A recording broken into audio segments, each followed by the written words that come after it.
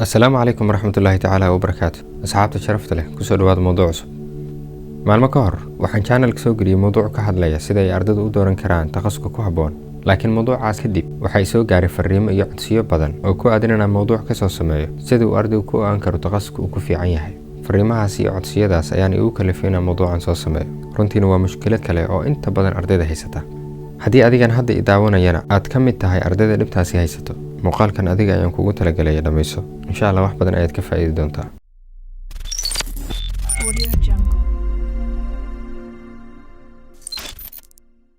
inaad ogaato takhasuska aad ku fiican tahay waxay leedahay faa'iidooyin badan, waxaana ka mid ah waxaad jeclaanaysaa waxbarashada, akhriska maadooyinka aad ku dhiganayso jaamacaddana waad ku raaxaysanaysaa maxaa yeelay takhasuska ayaa ah kii kugu habboonaa isla markaana aad jeclayd. sidoo kale muhiimadda ay leedahay inaad ogaato takhasuska aad ku fiican tahay waxaa ka mid ah inaad noqoto arday innovation ama hal abuur leh. sababtuna waxay tahay takhasuska ayaa kugu habboon, sidaa darteed waad dadaalaysaa, kuma koobnaanaysid buugaagta jaamacadda oo keliya ee waxaad raadinaysaa macluumaad dheeri ah. taasi ayaan kuu horseedaysa inaad hal abuur iyo ikhtirac la timaado. markaad gasho takhasuskii aad ku fiicnayd waxay keenaysaa inaad meel fiican ka gaarto takhasuskaas oo aad guulo waaweyn xaqiijiso.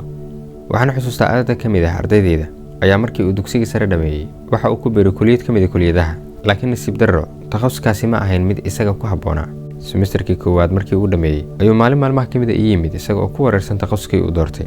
sheeko iyo iswaraysi dheer oo dhex martay kadib waxaan ogaaday in takhasuskaas uusan ku fiicnayn, isla markaana uu jiro takhasus kale uu aad ugu fiican yahay laakiin uu kaga gaabsaday inuusan suuq lahayn.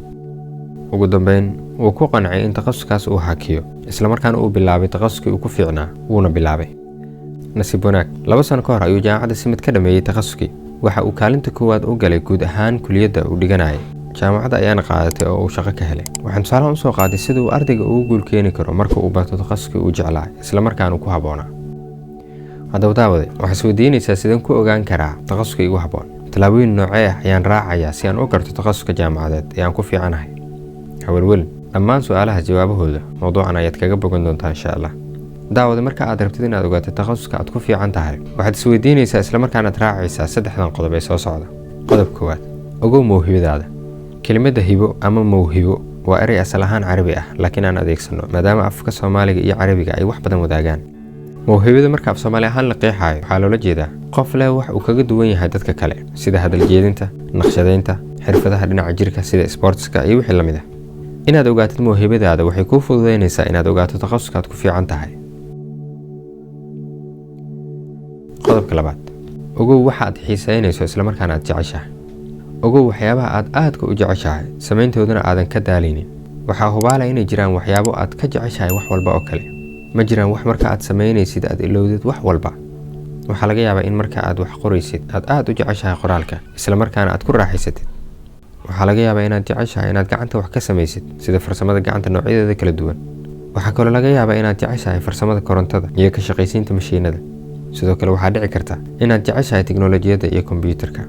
si kastaba ha ahaatee waa inaad ogaataa waxyaabaha aad aadka u jeceshahay marka aad samaynaysidna aad iloobayso nafsadaada.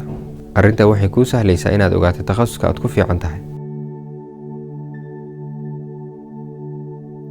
qodobka saddexaad ee ugu dambeeya, ogow takhasuska aad jeceshahay. waxaad isweydiinaysaa sidoo kalena isaga jawaabaysaa takhasuska aad jeceshahay. kulliyadahan tirada badan ay bixiyaan jaamacadaha, kulliyadda aad jeceshahay isla markaana kugu habboon waa inaad ogaataa. hadda waxaad isweydiinaysaa sideen ku ogaan karaa takhasuska aan jeclahay, sax? hawelwelin waxaan kuu hayaa qaabkii aad ku ogaan lahayd ee si wanaagsan uun ila soco. marka koowaad buug iyo qalin qaado, meel cidla ahna fadhiiso ee su'aalahan ka jawaab. waa maxay buugaagta ama maadooyinka aad inta badan jeceshahay inaad akhriso? buugaagta aad jeceshahay inaad mar walba akhriso maxay ku saabsan yihiin? haddii ay naftaadu jeceshahay inaad akhriso buugaagta ku saabsan hogaaminta iyo maamulka, taasi waxay ku tusaysaa inaad ku fiican tahay maamulka iyo maareynta. sidoo kale ma waxaad raaxo iyo farxad ku dareemaysaa markaad akhrinayso buugaagta iyo kutubada ku saabsan shareecada Islaamka? mise waxaad tahay qof marka uu kombiyuutarka iyo aaladaha la midka ah uu isticmaalayo aanan ogeyn waqtiga goorta uu dhaafay? haddaba su'aalahaas haddaad jawaab u hesho waxaad cagta saarta dariiqii ku geyn lahaa takhasuska aad jeceshahay.